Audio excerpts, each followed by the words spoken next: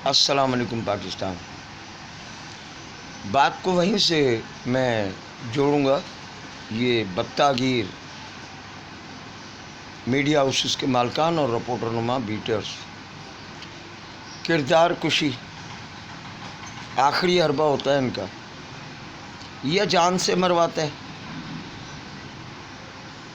میرے پاس آئی ہیں کچھ ایسی چیزیں دھمکیوں کی شکل میں، میٹھی دھمکیوں کی شکل میں، لیکن بے وقوفوں میں ایسی کئی منزلوں سے گزر چکا ہوں. اب تو عمر کے اس حصے میں ہوں کہ دن گن رہا ہوں کہ کب بلاوا آئے اور ہم ہنستے ہنستے اپنے اللہ اور بارگاہ رسالت میں پیش ہو جائیں اور اپنا حساب دیں. بدترین گناہ گار شخص ہوں لیکن ضمیر مطمئن ہے. اخباری مالکان سے تنخواہ مانگی ہے، انہیں بتے کما کے نہیں دیے. ہاں، جو مجھ پہ میری کردار کشی کے لیے بات کر رہے ہیں ان کا کٹھا چھٹھا کھولوں تو آگ لگ جائے گی. یا تو مجھے اجازت دو میں کٹھے چھٹے کھولوں. بتہ گیری، بلیک میلنگ کے. اب آ جائیں،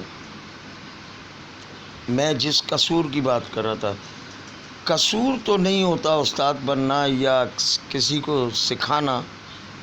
علم سیکھنے سکھانے سے بڑھتا ہے، کم نہیں ہوتا. تو میں نے اپنی صحافتی زندگی اب تک نئے آنے والے نوجوان صحافیوں کو موقع دیا، انہیں سکھایا. اس لیے کہ جب میں نیا آیا تھا تو میری ٹانگیں خوب کھینچے گئی تھی، لیکن اللہ کا بڑا احسان ہے کہ مجھے چند اچھے استاد ملے، اور میں ان کے نام نہیں لوں گا کیونکہ نام لوں گا اور میرے کسی استاد کی کردار کشی کسی نے کر دی تو پھر شاید میں اپنے آپے میں نہ رہوں. اس لیے میں کترا رہا ہوں. میں نے بھی اپنے استادوں کی باتوں پر عمل کر کے شاگردوں کو سکھایا. 35 سے 40 کے درمیان شاگردوں کو سکھایا. جو لائق تھے آج بہت اچھے مقام پر ہیں، جو نالائق تھے ان میں سے رپورٹر نما بیٹر بن گئے، بنگلے گاڑیاں بنا لی. تنخواہ ان کو اداروں سے ملتی نہیں ہے لیکن روزانہ 1000 سے 1500 روپے کی زندگی وہ اپنی ذات کے حوالے سے خرچ کرتے ہیں. اور ان کے گھروں کو دیکھیں تو ماشاءاللہ واہ واہ بنگلے بنے ہوئے ہیں.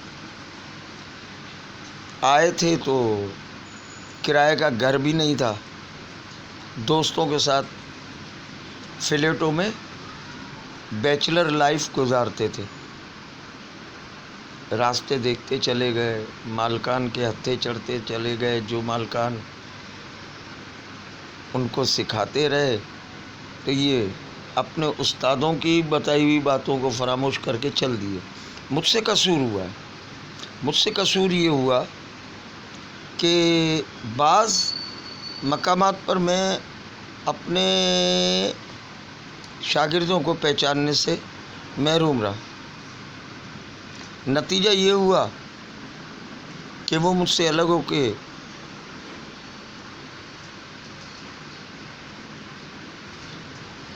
میڈیا ہاؤسز کے ان مالکان کے ہتھے چڑھے جو کہتے ہیں کہ تنخواہ نہیں دیں گے، بتہ لے کر آؤ، آدھا تم لو آدھا ہمیں دو، بلیک میلنگ کرو، تمہاری خبریں نمایاں شائع کی جائیں گی، تمہاری خبروں کو نمایاں جگہ دی جائے گی، ٹی وی پہ اسے نمایاں طریقے سے پیش کیا جائے گا. اور ایسا ہو رہا ہے. اس وقت صحافت کا جتنا برا حال ہے اس سے قبل اتنا برا حال نہیں تھا. برا حال تو 1978 سے شروع ہو گیا تھا اور 1980 سے اس نے عروج پانا شروع کیا. میرا قصور صرف یہ رہا